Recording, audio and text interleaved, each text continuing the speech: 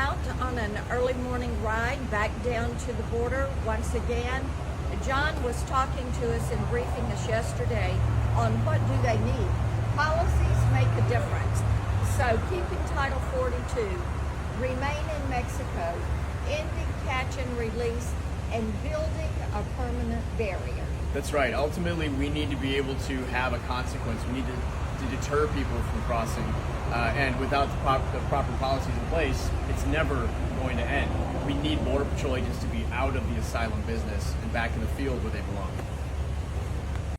We're here on the banks of the Rio Grande. The sun is just coming up here in Eagle Pass. And around us is clothes from children. There are these water bottles that they put a drug water liquid in.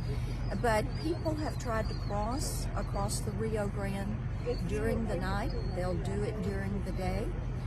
They shed their clothes here on the banks, and then they try to get to a Border Patrol agent to claim asylum.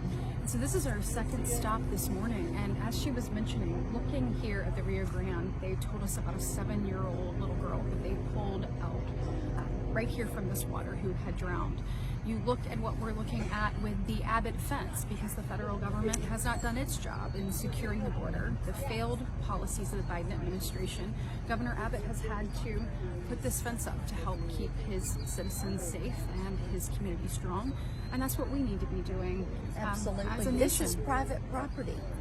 It is a pecan farm here in Eagle Pass. And these property owners have lost the ability to use their property because the cartels are bringing people across the river and crossing them here. We are right here at all the fencing and the containers that have been put up. And Border Patrol wants to get back to doing their job, patrolling the border.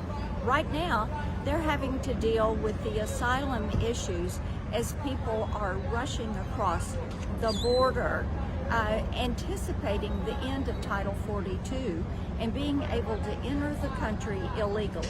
Well, Katie, you cannot make this stuff up, and I think if most Americans were here, if the president and the vice president had joined us here in Eagle Pass to see what we're seeing, they would have a much different message today.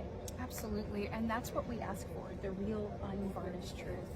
And we are so grateful to these courageous law enforcement officers, National Guard, everyone. Texas, DPS, Border Patrol.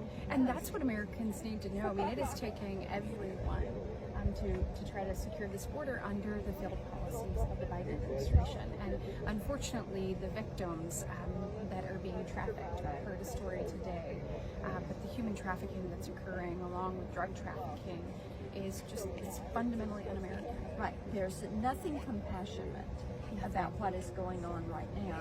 And we also have to realize that we're standing on somebody's private property.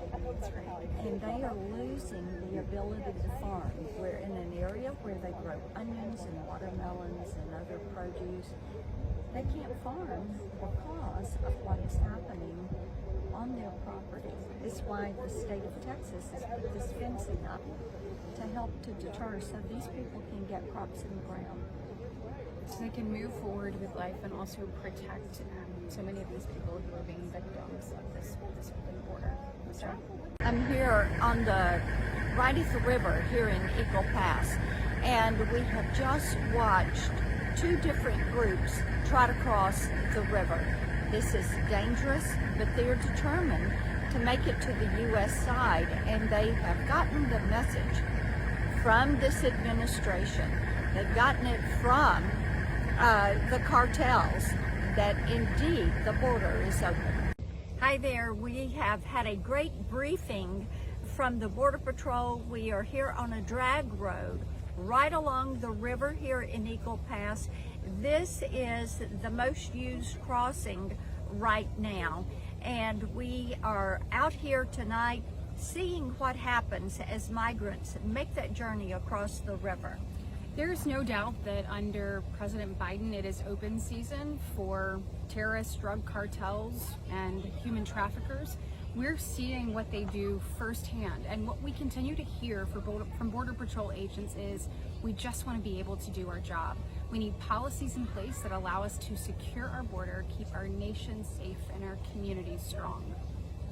Yeah, we're here representing our states, but not only are we representing our states, we're representing all women in this country. And we've had the opportunity to visit with those that have been victims, and it's happening, and it's happening every day. I think it's pretty unique that we have 3 Southern women here together to come down so we can be that voice to let the world know exactly what's happening, but not only what is happening on this border, but it's going through all of our states. Hi, we're here in Eagle Pass. Just had a great briefing from Texas DPS, also from the military department, also from Border Patrol. We're here with Sarah Carter. We're about to take out and do a night ride along the border. I know, I'm very excited about this, Senator. I think you're going to really, it's such an eye-opener every time, and you've been here many times before, but you know how bad it's gotten. And something that I think every American should be aware of, and everybody should be aware of, the kids that are being trafficked and our children that are being affected by what's coming across that border, fentanyl and everything else. This is a humanitarian crisis on the border, but it is causing a humanitarian crisis within our country.